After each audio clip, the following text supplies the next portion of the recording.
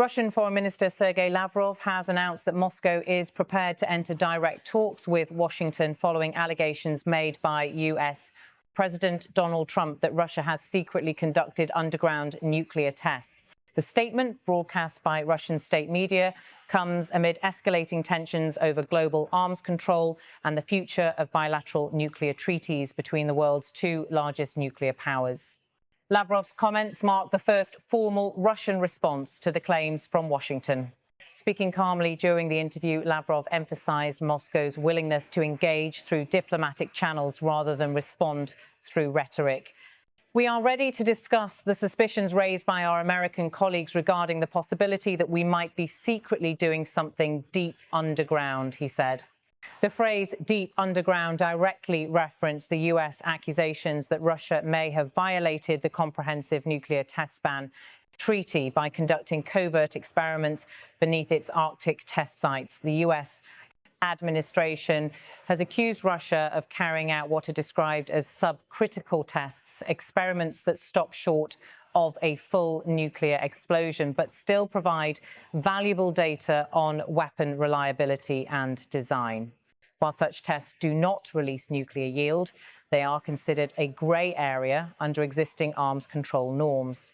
Moscow has consistently rejected these allegations, maintaining that all its activities remain fully compliant with international agreements and verification procedures. Lavrov went on to indicate that Russia is open not only to technical discussions on the matter, but also to resuming broader strategic dialogue with Washington. We are also prepared to discuss with our American colleagues the resumption of preparatory work for the summit of Russian and US leaders proposed by them, he added. The proposal he referred to reportedly stems from a US initiative to revive leader-level engagement focused on nuclear risk reduction and deterrence management. For months, international observers have warned that the arms control framework that stabilized nuclear relations since the Cold War is steadily eroding. The New START treaty, the last major arms reduction agreement between the US and Russia, is set to expire within the coming years, and both sides have accused each other of undermining its provisions. With verification mechanisms frozen since early 2023, trust between the two capitals has sharply declined. President Trump, whose administration has taken a more confrontational stance on global security issues, stated last week that US intelligence agencies had credible indicators of Russian testing activity inconsistent with treaty commitments. The White House has not released specific evidence, citing the classified nature of the data. The comments, however, have reignited debate within Washington over how to respond if violations were confirmed. Moscow, for its part, has called the accusations politically motivated and designed to justify potential new US testing or military build-up measures. Russian officials have pointed to the United States' own refusal to ratify the Comprehensive Nuclear Test Ban treaty as evidence of double standards. While both countries have signed the treaty, only Russia has ratified it, meaning that it remains legally binding for Moscow, but not for Washington. In his interview, Lavrov framed Russia's position as one of consistency and transparency. He stressed that any questions about compliance should be addressed through established verification mechanisms under the CTBTO, the Vienna-based organization that monitors seismic and atmospheric data for signs of nuclear tests. The CTBTO operates a global network of sensors capable of detecting underground detonations, but to date, it has not reported any confirmed violations involving Russia or the United States. The foreign minister's tone was measured but pointed. By publicly stating readiness for discussion, Lavrov signaled that Moscow seeks to avoid isolation on nuclear issues while maintaining control of the diplomatic narrative. Analysts in Moscow and Washington interpret the move as an attempt to project calm responsibility, a contrast to Trump's more direct and accusatory statements. In recent years, Russia has modernized its strategic nuclear forces, unveiling new missile systems, hypersonic weapons, and updated delivery platforms. The Kremlin insists these developments are a defensive response to US missile defense expansion and NATO's activities near Russian borders. The United States views them as part of a broader Russian effort to challenge Western military superiority. The current standoff also fits into a larger context of mistrust that extends beyond arms control.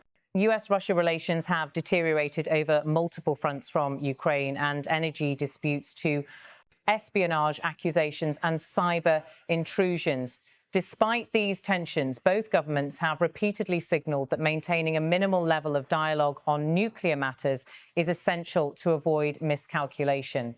According to diplomatic sources quoted in Russian media, Moscow would be willing to host or participate in technical talks involving verification experts, provided the discussions are non-politicized and based on mutual respect. Such consultations could include data exchanges, seismic monitoring, cooperation, or reciprocal briefings on nuclear infrastructure steps that might rebuild some level of trust without requiring immediate treaty renegotiation. In Washington, administration officials have welcomed Lavrov's tone but remain cautious. Senior figures in the US Department of Energy and the National Nuclear Security Administration continue to assert that Russia's recent test site activities warrant investigation. They point to satellite imagery of the Novaya Zemlya range, where increased movement of vehicles and construction equipment has been observed over the past year. US analysts argue that this pattern is consistent with test preparations, though not conclusive evidence of a detonation. Meanwhile, Russian military analysts dismiss those interpretations as routine maintenance and infrastructure modernization. They argue that the US has made similar upgrades to its Nevada test site, and that both countries must periodically refurbish decades-old facilities to ensure environmental safety and monitoring accuracy. The debate over alleged testing has also triggered reactions from European allies. Officials in France, the United Kingdom and Germany have urged restraint, warning that renewed suspicion could jeopardize decades of progress toward global test bans. The European Union's External Action Service released a brief statement emphasizing the importance of verified dialogue and transparency measures between Washington and Moscow. The United Nations Secretariat in New York has not commented directly on the EU allegations, but reiterated its call for universal ratification of the Comprehensive Nuclear Test Ban Treaty. The treaty remains unenforced globally because several key states, including the United States, China, India, Pakistan and North Korea, have not yet ratified it. In Moscow, Lavrov's remarks were presented domestically as evidence of Russia's readiness for responsible diplomacy. Russian state television highlighted his calm demeanor and portrayed the US accusations as part of a recurring Western strategy to discredit Russia's defense policies. Commentators on pro-government networks noted that Lavrov's reference to resuming summit preparations suggests the Kremlin remains open to high-level engagement with the United States if the atmosphere improves. Behind the scenes, officials from both sides are believed to be exploring potential back-channel communication. These efforts are intended to assess whether the issue could be separated from broader disputes such as Ukraine or sanctions. Any potential leader-level summit, however, would require preliminary agreements on agenda items and verification modalities, a process that typically takes months. For the United States, the stakes go beyond arms control. Trump's broader national security strategy has emphasized peace through strength, framing nuclear modernization and transparency demands as leverage in geopolitical negotiations. The administration argues that any imbalance in compliance undermines deterrence credibility and must therefore be challenged openly. Russian officials counter that the US approach risks destabilizing global arms regimes. They insist that mutual confidence building, not unilateral accusation, is the key to preserving strategic stability. In this regard, Lavrov's remarks represent an attempt to shift the narrative from confrontation to dialogue, even as both sides continue to modernize their arsenals.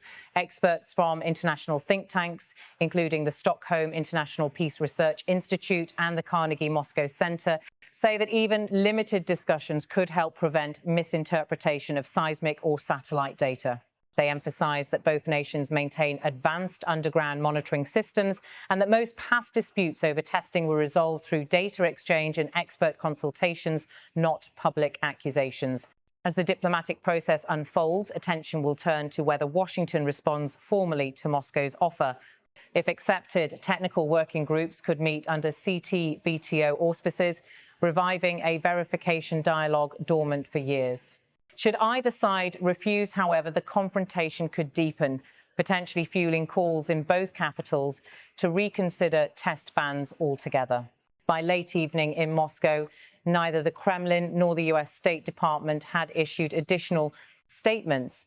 Observers noted that the measured tone of Lavrov's interview contrasts with the sharper language often used in recent bilateral exchanges, suggesting that Russia may seek to position itself as the responsible actor amid heightened global scrutiny. For now, both nations stand at a familiar crossroads, balancing suspicion with the necessity of dialogue. The question of whether secret underground nuclear tests have taken place remains unproven, but the political consequences of the allegation are already reverberating through international diplomacy. Russia maintains that its nuclear program operates strictly within treaty obligations and under continuous domestic and international monitoring. The United States insists that transparency must be demonstrable, not merely declared. Between those positions lies a fragile space for negotiation that could determine the next phase of US-Russia nuclear relations. The situation remains under close observation by close international watchdogs and allied governments. No further evidence has been presented publicly, and no formal diplomatic agenda has yet been announced. As of today, Moscow's position is clear. Russia denies conducting any secret underground nuclear tests and says it is ready to engage with Washington to address any suspicions through structured dialogue and technical verification.